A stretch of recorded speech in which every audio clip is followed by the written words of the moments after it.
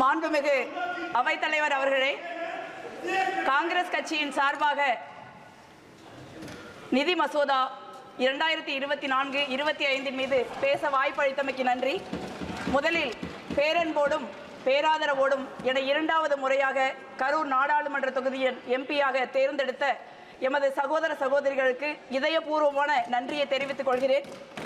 மாண்புமிகு நிதியமைச்சர் அவர்கள் வழக்கமாக தங்களுடைய பட்ஜெட் உரையில் திருக்குறளையோ அல்லது சங்க இலக்கியத்தையோ கோட் செய்வார்கள். இந்த முறை திருக்குறளையும் சங்க இலக்கியத்தையும் மறந்ததோடு தமிழ்நாட்டையும் மறந்து விட்டார்கள். தமிழ்நாட்டிற்கு நியாயமாக தர வேண்டிய நிதியையும் அவர்கள் வழங்கவில்லை. அவர்கள் செய்த அல்வாவை தமிழ்நாட்டிற்கும் எதிர்க்கட்சிகள் ஆளுகிற மாநிலங்களுக்கும் கொடுத்து விட்டார்கள் என்று நினைக்கிறேன். அவர்கள் சொல்ல மறந்த திருக்குறளை நான் இங்கே நினைவுபடுத்த விரும்புகிறேன். இயற்றலும் ஈட்டலும் காத்தலும் காத்த வகுத்தலும் வல்லது அரசு. பொருள் வரும் வழிகளை மேன்மேலும் இயற்றலும் வந்த பொருட்களை சேர்த்தலும் காத்தலும் காத்தவற்றை சமமாக வகுத்து செலவு செய்தலும் வல்லவன் அரசன். ஒரு அரசாங்கம் பொருள் ஈட்டுவதற்கு பல வழிமுறைகள் உள்ளன. அதில் முக்கியமானது ஒரு வரி. அந்த வரியை யாரிடம் ஈட்டுகிறார்கள், எவ்வளவு ஈட்டுகிறார்கள், அந்த நிதியை யாருக்கு செலவு செய்கிறார்கள், எவ்வளவு செலவு செய்கிறார்கள் என்பதை பொறுத்து அந்த ஆட்சி எப்படி நடக்கிறது, யாருக்காக நடக்கிறது என்று சொல்லிவிடலாம். பெரும் முதலாளிகள், வெளிநாட்டு தொழில் நிறுவனங்கள், பெரும் பணக்காரர்கள் இவர்களிடம் அரசு அதிக வரி ஈட்டலாம். தொழில்கள், வேலை வாய்ப்புகள் உருவாக்கப்பட்டால் வரி வருமானம் பெருகும். மாநிலங்களுக்கு, குறிப்பாக தமிழகம் போன்ற தொழில் வளர்ச்சி மிகுந்த மாநிலங்களுக்கு அதிக நிதி ஒதுக்கீடு செய்தால் வரி வசூல் அதிகமாகும். இதைத்தான் காங்கிரஸ் தலைமையிலான யூபிஏ அரசு, ஐக்கிய முன்னணி அரசு செய்தது. ஆனால் நீங்கள் என்ன செய்து கொண்டிருக்கிறீர்கள்? பெருமுதலாளிகள், வெளிநாட்டு நிறுவனங்களை விட்டு விடுகிறீர்கள். அவர்களுக்கு வரி சலுகைகளை அள்ளி கொடுக்கிறீர்கள். ஒரு இரக்கமற்ற கொள்ளைக்காரனை போல சாதாரண ஏழை எளிய நடுத்தர மக்களை அடித்து பிடுங்குகிறீர்கள். அதற்கு பெட்ரோல், டீசல், சமையல் எரிவாயு ஒரு சரியான உதாரணம். காங்கிரஸ் ஆட்சி எப்ப பார்த்தாலும் யூபிஏ ஆட்சி, என்டிஏ ஆட்சி, யூபிஏ ஆட்சி, என்டிஏ ஆட்சின்னு கம்பேர் பண்றீங்க. நானும் ஒரு கம்பேரிசன் சொல்றேன்.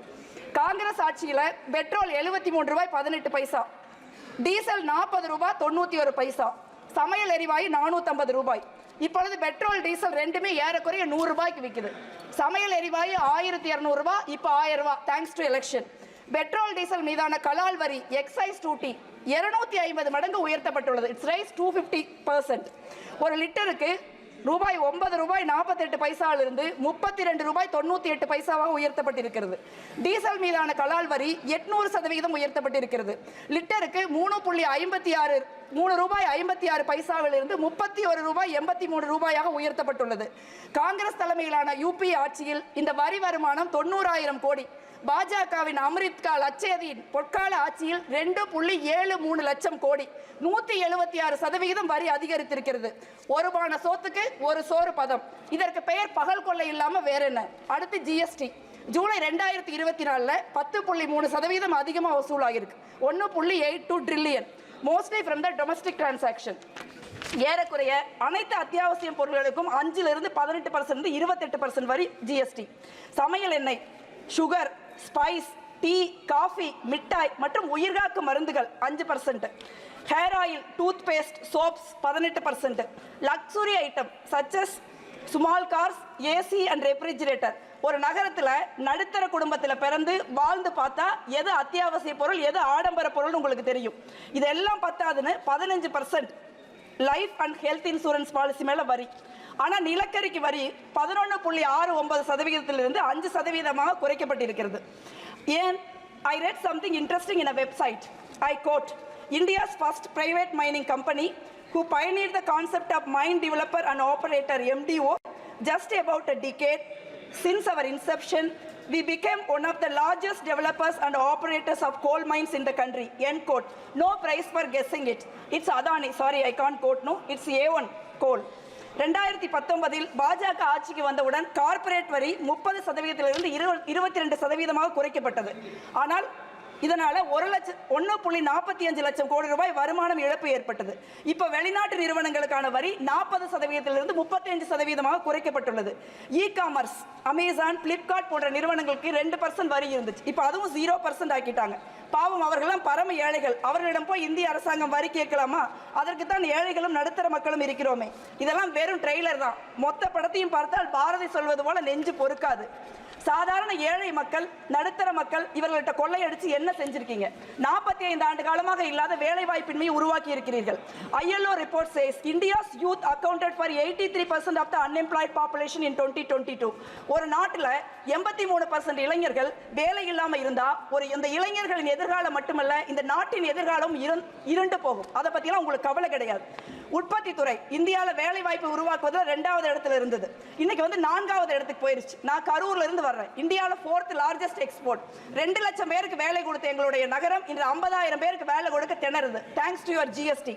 Make in India had set an ambitious target of 12 to 14% of manufacturing growth per annum. But what is the outcome?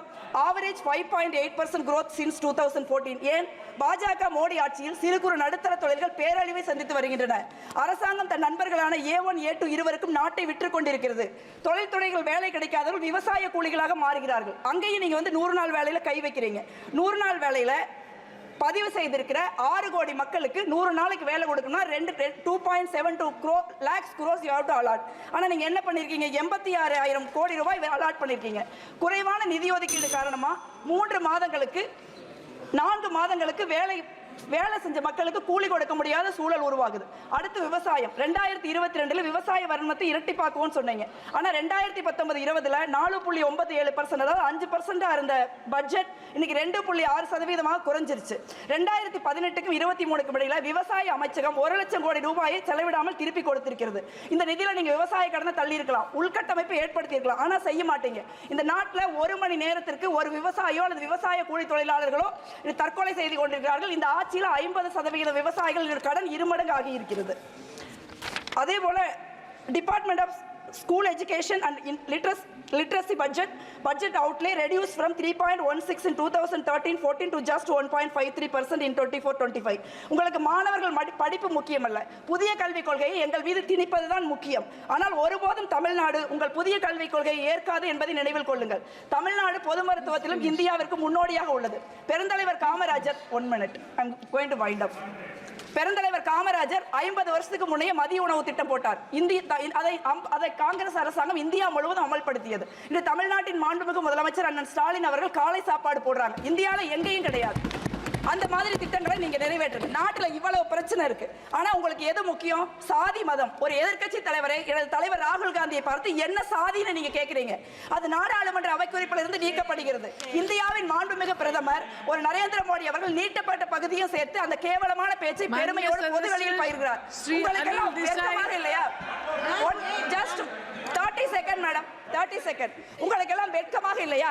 சாதிதான் ஒருவருக்கு அடையாளமா? உங்களுக்கு சாதி அடையாளம், ஆனால் எங்களுக்கு சமூக நீதி அடையாளம். உங்களுக்கு வெறுப்பு அடையாளம், எங்களுக்கு அன்பு அடையாளம். உங்களுக்கு பிரிவினை அடையாளம், எங்களுக்கு ஒற்றுமை அடையாளம். உங்களுக்கு மனநீதி அடையாளம், எங்களுக்கு மக்களாட்சி அடையாளம். அது நிலைநிறுத்துகிற அரசியல் சாசனம் தான் எங்கள் அடையாளம். உங்கள் மனநீதி கொள்கை இந்த மண்ணில் ஒரு நாள் புதைக்கப்படும். அன்று எங்கள் சமூக நீதியின் கொடி உயர பறக்கும். நாங்கள் சாதிவாரி கணக்கெடுப்பை நடத்தி சமூக நீதியை நிலைவாட்டுவோம். அன்பான, அமைதியான, வளமான இந்தியாவை உருவாக்குவோம். யாரை பார்த்து நீ என்ன சாதி என்று கேட்டீர்களோ, யாரை பார்த்து அஞ்சு நடுங்குகிறீர்களோ, இன்றைய எதிர்க்கட்சி தலைவர், நாளைய பிரதமர் என தலைவர் ராகுல் காந்தி அந்த திருப்பணியை தலைமையேற்று நடத்துவார். அன்று இந்தியா வெல்லும். நன்றி.